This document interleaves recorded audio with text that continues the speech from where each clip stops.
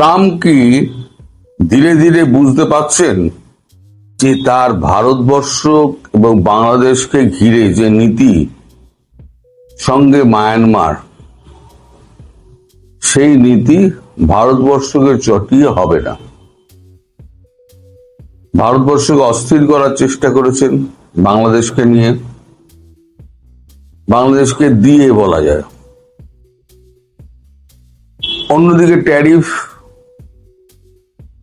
তারপর রাশিয়ার তেলের কেনার উপরে তার একেবারে অত্যাধিক ট্যারিফের সেই হুঙ্কার, কখনো 100%, কখনো 500%। দেখছে কোনো দিকে কোনো লাভ হচ্ছে না। চীনের দিকে ভারত না ঝুঁকলেও কাছাকাছি একটা ভারত চীন সম্পর্ক তৈরি হচ্ছে, কারণ বর্ডার ডিসপুটটা মিটে গিয়েছে। কিন্তু চীনও কি থেমে আছে? আন্তর্জাতিক কূটনীতিতে কেউ কিন্তু নিজের জমি এক বিন্দু ছাড়ে না, চীন তো ছাড়েই না। ভারতও সঙ্গে সঙ্গে লেগে আছে। এখন আগে আমি আমেরিকার কথাটা বলে দিই। আমেরিকার আমাদের রাষ্ট্রদূত, যিনি সার্জিও গোর, তিনি সম্প্রতি বলেছেন একটা ডেডলক হয়ে আছে। এত যে G7 তেল পারলেন, my great friend, a tough negotiator, great man বলে ট্রাম্প যে এত সুখ্যাতি করলেন, হ্যান্ডশেক ছাড়া তো গলায় গলায় তো মেলা হলো না। অর্থাৎ মোদিজি ওই বলেছেন, একবার অবিশ্বাসের পাত্র হয়ে গেলে মোদিজি আর বিশ্বাস করবেন না, যেমন বিএনপিকে আর বিশ্বাস করছেন না। আমি বলি না, কূটনীতিতে প্রতি মুহূর্তে খেলা চেঞ্জ হচ্ছে। এখন ভারতকে খুশি করার জন্য ট্রাম্প উঠে পড়ে লেগেছে। তিনি ভারত আসার ইচ্ছা প্রকাশ করেছেন G7 মিটিং এ, পার্শ্ব বৈঠকে। ভারত হ্যাঁ না কিছুই বলেনি, একটা আমন্ত্রণ পত্র পাঠায়নি যে আপনি আসুন। এবারে আসি চায়না প্রসঙ্গে। চায়না ভারতের সঙ্গে সম্পর্ক ভালো রাখার চেষ্টা করছে, পাশাপাশি বাংলাদেশের সঙ্গে নানান রকম চুক্তি করছে। সেটা আপনার তিস্তা ব্যারেজ হোক, আপনার ফাইটার জেট হোক, আপনার এডি সিস্টেম হোক, নানান রকম সমঝোতা পত্র তৈরি হচ্ছে। এটা না আমেরিকা ভালো চোখে দেখছে, না ভারত ভালো চোখে দেখছে। ভারত মুখে কিছু বলে না। ভারত কি করেছে, গ্রেট নিকোবর আইল্যান্ড, যেটা মালাক্কা স্টেট, তার একেবারে কাছাকাছি, ভারত মহাসাগরে নিজের ক্ষমতা বাড়াতে এবং দেশের অর্থনীতি প্রতিরক্ষা মজবুত করতে ভারত সরকার গ্রেট নিকোবর এবং লাক্ষাদ্বীপের মতো দূরবর্তী দ্বীপগুলিতে প্রায় 9 থেকে 10 বিলিয়ন ডলারের বিশাল অঙ্কের অর্থ লগ্নি বা বিনিয়োগ করছে। এই বিনিয়োগের মূল লক্ষ্য দ্বীপগুলির পরিকাঠামো উন্নত করা এবং আঞ্চলিক নিরাপত্তা জোরদার করা। মূল উন্নয়ন প্রকল্পসমূহ গ্রেট নিকোবর মেগা প্রকল্প প্রায় 9 বিলিয়ন মার্কিন ডলার, মানে হচ্ছে আপনার 90,000 কোটি টাকার একটা প্রকল্প হাতে নেওয়া হয়েছে। এখানে কি থাকছে, ট্রান্সশিপমেন্ট পোর্ট, মালাক্কা প্রণালীর কাছে একটি বিশাল কন্টেনার টার্মিনাল, বিমানবন্দর, বিদ্যুৎ, একটি গ্রিনফিল্ড আন্তর্জাতিক বিমানবন্দর এবং গ্যাস ও সৌর বিদ্যুৎ কেন্দ্র তৈরি করবে। লাক্ষাদ্বীপে পর্যটন কেন্দ্র করবে এবং লাক্ষাদ্বীপে যেটা প্ল্যানে আছে সেখানেও একটা সমুদ্র বন্দর করা হবে, যেটা এখানে উল্লেখ করা নেই। কৌশলগত পরিবেশ প্রভাব কি পড়বে? মালাক্কা পোলারির কাছাকাছি অবস্থান হওয়া একটি সামুদ্রিক বাণিজ্যের নজরদারি এবং দেশের সুরক্ষা ব্যবস্থায় সাহায্য করবে। আর চীন বলে রেখে দিয়েছে যে এই মালাক্কা প্রণালী হচ্ছে আমাদের রেড লাইন। মালাক্কা প্রণালী দিয়েই একমাত্র চীনের জাহাজ বেরোতে পারে। চায়না সি হয়ে চীনের জাহাজ একমাত্র ভারত মহাসাগর, বঙ্গোপসাগর হয়ে আটলান্টিকে যেতে পারে এই মালাক্কা স্টেট দিয়ে। এখন কোনোভাবে যদি ভারত 100 কিলোমিটারের মধ্যে যে কোনো পাল্লার মিসাইল রেখে দিল এবং যুদ্ধপথ নিয়ে গিয়ে ওখানে আটকে দিল, চীন বেরোবে কি করে?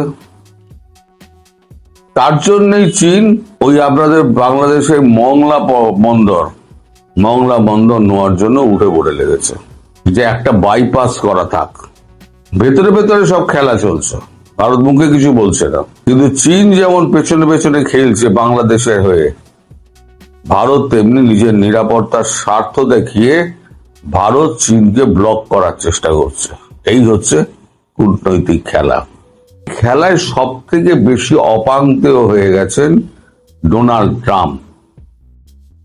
তিনি কাকে ক্ষুব্ধ করেননি? তিনি রাশিয়াকে ক্ষুব্ধ করেছেন, তিনি চীনকে ক্ষুব্ধ করেছেন, তিনি ভারতকে ক্ষুব্ধ করেছেন। এখন যে ট্যারিফ না, যেটা 200% না 500% হুঙ্কার দিয়েছেন, সেটা এখন বলছে আমরা 10% অথবা 5% নিয়ে আসবো। পীযূষ গোয়ালকে বলেছেন সার্জিও গোর। দয়া করে ডেডলকটা ছাড়া। দেশের মানুষ তো খেতে পাচ্ছে না।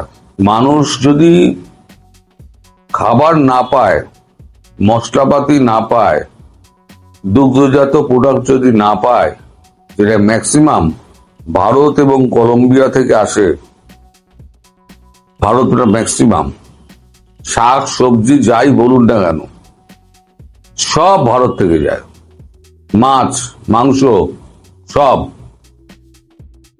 এখন পুরোটা ডেডলক হয়ে রয়েছে। ওয়ালমার্টে গেলে আপনি দেখবেন থরে থরে সমস্ত ফাঁকা, আর যেগুলো আছে সেগুলো হচ্ছে কলম্বিয়ান, যেগুলো ওরা পছন্দ করে। কলম্বিয়া ক্যাবেজ, যে আপনার মানে বাঁধাকপি, ফুলকপি, আলু তো জঘন্য, এত লম্বা লম্বা গাজর, হাইব্রিড গাজর খেতে চায় না ওরা, যে স্যালাড ছাড়া তাদের চলে না। ইন্ডিয়ান কুকুম্বার মানে শসা ছাড়া তাদের মুখে রোচে না।